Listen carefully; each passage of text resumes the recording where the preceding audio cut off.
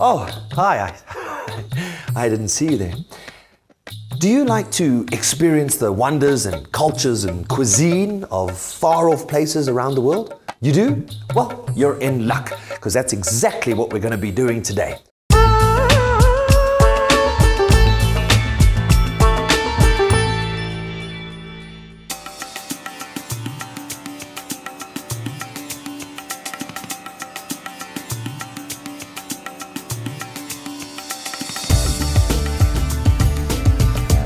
We're going to start off with the yogurt, and we're going to put some yogurt to our chicken, and it makes it a lot easier to get our spices all over the place. Wow, you're not scared, hey?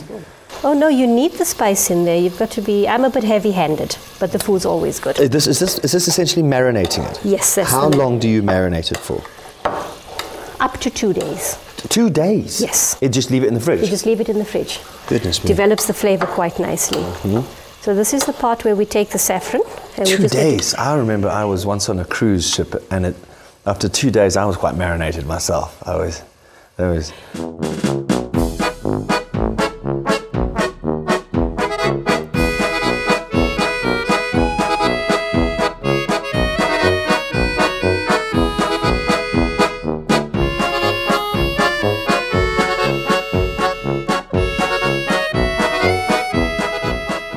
want you to take the stalk out. Okay. So do what I've done. Here we go, almost there.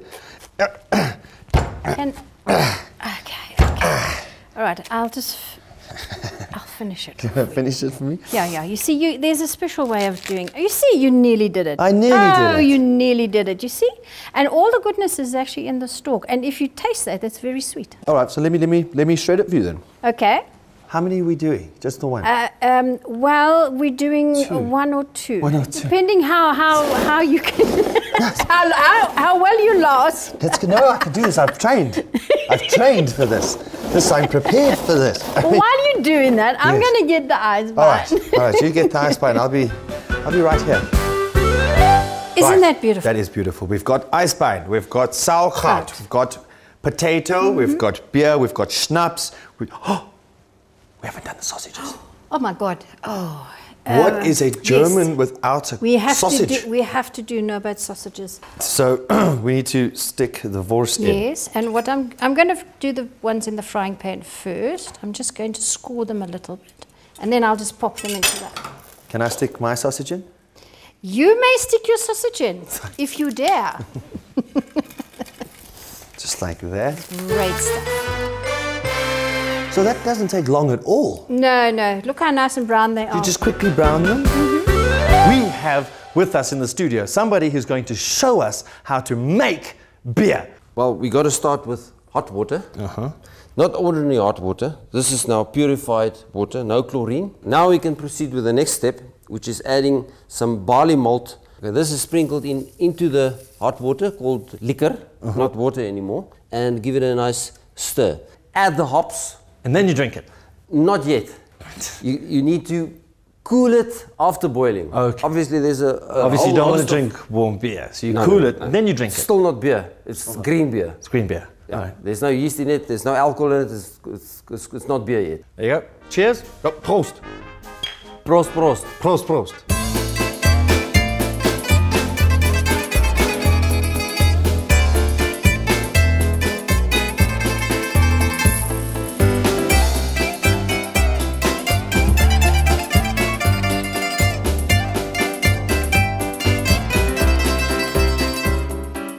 All right, so what are you going to make for us today that is traditionally Greek? I've got dolmades, which are vine-wrapped... I know the dolmades, that's a spotted dog. No. No? What's that? It's vine-wrapped leaves with mincemeat and rice. Mincemeat. Okay, let's do that. Let's do some dolmades. So this is, I know that. This is dill. Dill. We've got dill here. We've got some beef mince, onions, parsley, some mint. That looks like mint. And vine leaves. And vine leaves. And some rice. Now, what is that? What vine? From what vine? What plant? From the grapes. Is that a grapevine? Yeah. Put a little chunk in there. Roll it up like that. And you've got to roll it up nice and tight. These are our dolmades. Okay. Now, if you're serving like a huge Greek family, would you be allowed to say this is 101 dolmades? No. And now we're going to do baklava. First thing, the most important thing is, what do you paint your house with now? Right. The baklava, thin layers of pastry. Now, did you make this pastry? No, no such luck, mate. Look how thin that is. How do you make To actually make it, you need to, it's flour and water. That's it. Yeah, and you just need to get it as thin as that. We've got walnuts, Walnuts. cinnamon and sugar mixed up, just finely grind, not too fine. Just a thin layer on Do you have top. to be a professional? What if I walk into our kitchen and say, excuse me, get your hands off my nuts? Now you put another layer on. All right.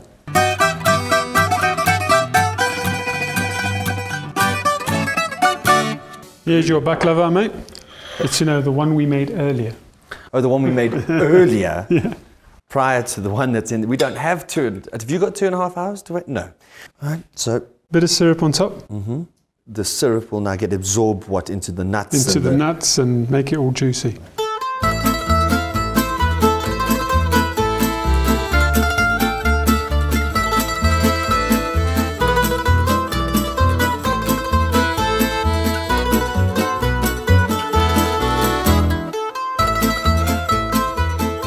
All right, now I'm going to show you how to open the classic pizza. All right, you watch me and then you're going to do it.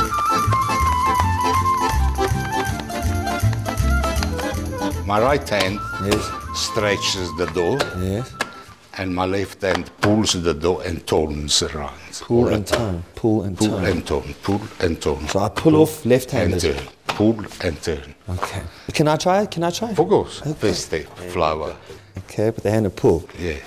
Oh, okay. Now, see, now, you know what? A lot of people would see that hole as a mistake, but it's not, because if you're in Italy, you always worry somebody's going to come take you out, put a hit on you. So while you're eating your pizza, you can see who's there. You say, no, nobody, it's okay. All Nobody, right, but nobody. for your first attempt, it's not bad. Not bad. Not Thank bad you, for your thank you, first attempt. thank you. Don't you? All right, so that's how you open for a And that's called classic opening pizza. a pizza. Okay. So I'm going to show you a really, really fast, really, really good seafood pasta sauce, the classic frutti di mare, the fruits of the sea. Oh, that's what okay, because I always look at the menu and it says frutti di mare, but there's no fruit in it. It's Indeed. just seafood. You're a sadly worrying man. What I use in my frutti di mare is I use some beautiful prawns. We've got some beautiful fresh baby clams. Clams. I've got some look at these. Aren't these beautiful? Do you see that? Well, I don't know if I take it on Beautiful, a date, but I mean, beautiful, it is beautiful mussels. pretty. And then what I'm going to add to that is a little handful of calamari as well. So I've got a really hot pan here. I'm going to whiz it with some really good olive oil. We're going to whack this in there. Just like Just that, to get shells and all nice that. and hot. Shells and all. And then we're going to add just 1 or 2 nice tubes of calamari just to add a beautiful flavor. So while that's coming together, we're going to open some pasta. Okay. We're going to use approximately half a pack. So we're going to put the pasta in. By the time that pasta is ready, and we're going to cook the pasta al dente. Do you know what al dente means? Means you've got a good panel beater. That's what it means. 'Cause- That's exactly what it means. Ladies and gentlemen, that's as easy as it is to make that fantastic spaghetti frutti di mare.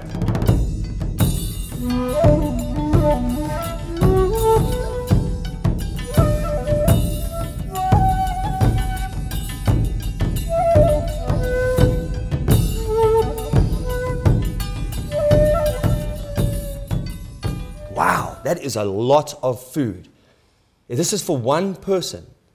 Yes, actually this is for one person. One sumo wrestler will eat all of this. Yes, but usually they're not making each and everyone. They're making big pot and making together. But today we're making for one person. This is pork, Chinese cabbage, and some potatoes, and some tofu. Some dog food. Tofu. Oh, tofu. Yes, tofu is bean curd. Yes, Bean some curd? mushrooms. And some, is that a mushroom? Yes. Oh, so what different type? It's a shiitake mushroom? Yes, shiitake mushroom, exactly. Yes, Maybe the absolutely. shiitake mushroom. And obviously, I think you left out the chicken over here. And is that spring onion? Yes. Wow. Oh my goodness me, look at that. So bento is Japanese for box, and this is a lunch box. Yes. Right, my job now is to replicate this bento, which is Japanese for box, or as a lunchbox. So have you got another box there for me? Yes. Thank you very much. Easy peasy lemon squeezy. I'm also, you know, a chef. I brought my own knife. You can see that's my one. Traditional as well. Oh, I got it. I nailed it. But I think I need a smaller knife for the fine detail, so we'll just stick that there. All right, so I'm just going to cut here. I'm going to cut here and here. Oh my goodness, I think I cut my finger. Oh no, I've cut my finger with your knife. It's too sharp. Oh, look there. Oh my goodness, do you have another? It's just like, oh my goodness. I don't. This is what you would call the Western version. This wouldn't be called you wouldn't serve this in a restaurant. Huh? So that's not, but I'm learning.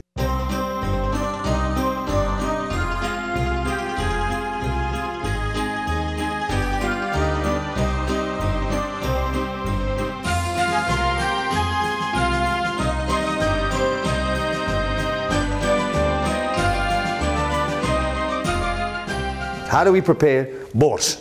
Okay, the first stage to prepare borscht, you have to go to buy the big good chunk of meat. Put whole onion in stock, in the water, or you can fry onion. Bay leaf, it's compulsory, and pepper as well. Okay. Black peppercorns. Black peppercorns, yeah. And you put on a stove to boil it. It will take 1.5 hours. By the meantime, when it's still cooking, you have to prepare your vegetables. First, beetroot and carrots into frying pan with little bit oil. Yes. Okay, and start it to cook slowly. Okay, let's add this to our frying pan together with another vegetables. So now we can add vegetables. And the vegetables? Into, okay, we'll put the veggies in.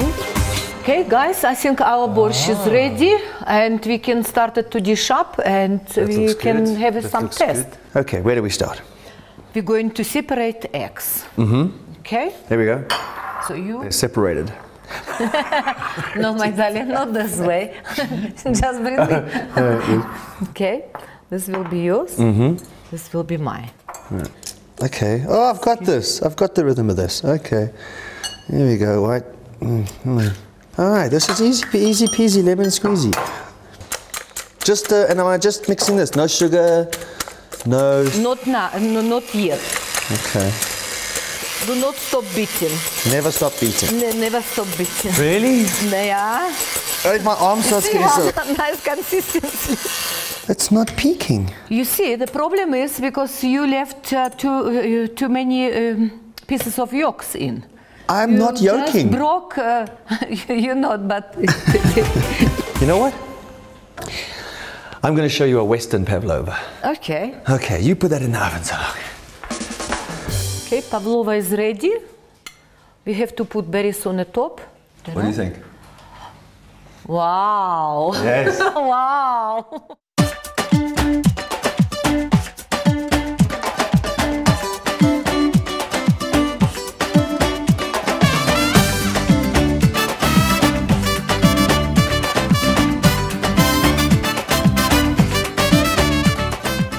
What are we going to cook today? What if, when I say to you, let's cook something Brazilian, what's the first thing that springs out into your head? The first thing that comes to my mind is feijoada. What exactly do we have here? Well, we've got some, like I said to you earlier on, feijoada is made with different types of meat. So we've got the ribs, we've got the pork ribs.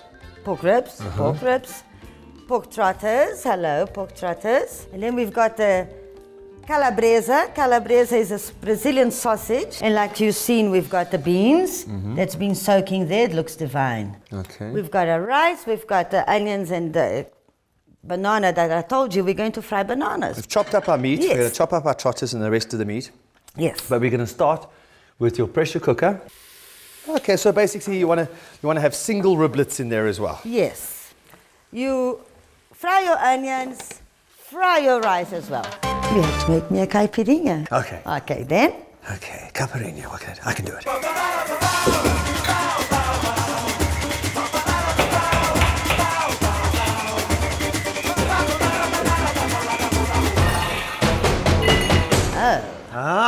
but that was quick.